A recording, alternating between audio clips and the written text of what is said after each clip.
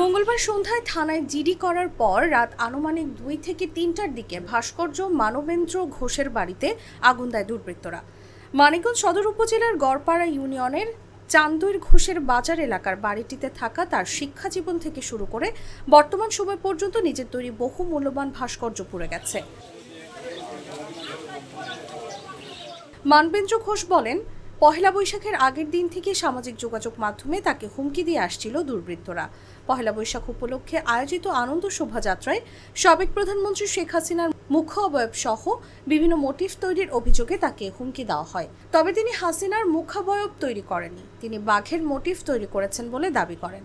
জানা যায়, ফেসবুকে আসা হুমকির বিষয়ে গতকাল সন্ধ্যায় সদর থানায় একটি সাধারণ ডায়েরি করেন মানবেন্দ্র।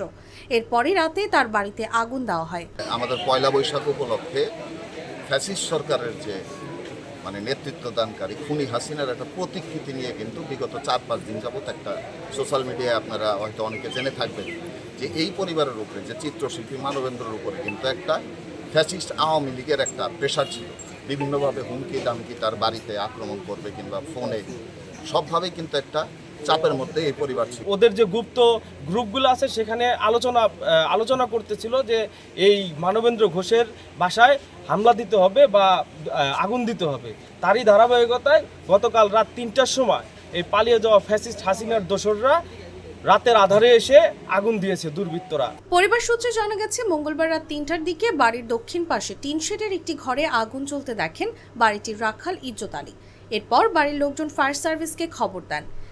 আমি দেখছিল জ্বালানোটা উদ্দেশ্য ছিল, গরু হলো লাফালাফি করতেছে। ওই যে তাপ পাইছে, মনে করেন হিটে তাপ পাইছে, গরু লাফালাফি করতেছে। মনে করেন আমি তো এর ফাল দিয়েছি, ওইটা মনে করেন মালিককে ডাকছি, আশপাশের লোকজন ডাকছি, গরুটি ঘরে থেকে বাই করছি। তারপরে মনে করেন এই যে বালতি বুলটি দিয়ে মেশিন টেশিন ইটি দিয়ে ইটি পানি পুনি দিয়ে ইটি করার ব্যবস্থা করছি। এই সময় আশপাশের লোকজন এসে আগুন নিয়ন্ত্রণে আনার চেষ্টা করেন। পরে ভোর 4টার দিকে ফায়ার সার্ভিসের সদস্যরা আগুন নিয়ন্ত্রণে আনে। রাত্রি 2টা বা 2টা বাজে এই টাইমে আমার রাখালে পুষি দিছে, ওই জানলা দিয়ে এবারে থাকে পুষি দিছে, তো গরুগুলা দাফাদাফি করতেছে। এখন দেখে যে ওই আগুন জ্বলতেছে, এই করে নিয়ে আমার দিচ্ছে ডাক দেওয়ার পরে আমি আবার সঙ্গে সঙ্গে দেখে নিয়ে যে ছেলেটাকে ওঠাইছি, ছোটো ভাই বউ এগুলোটাকে ওঠাইছি। তারপর হলো উলাউলি করার পরে পাড়ার লোকজন চলে আসছে, এই যে সমানে বালতি বেটে পানি করতেছে, পাইপ দিয়ে পানি দিতেছে। এই দিতে দিতে এই টাইমে আপনার চলে আসছে, ফায়ার সার্ভিস চলে আসছে।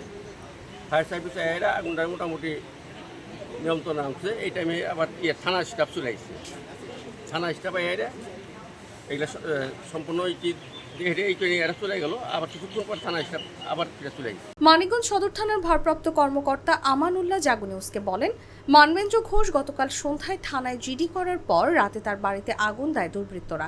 থানায় মামলার প্রস্তুতি চলছে, আমরা আসামিদের গ্রেফতারের জন্য অভিযানে আছি।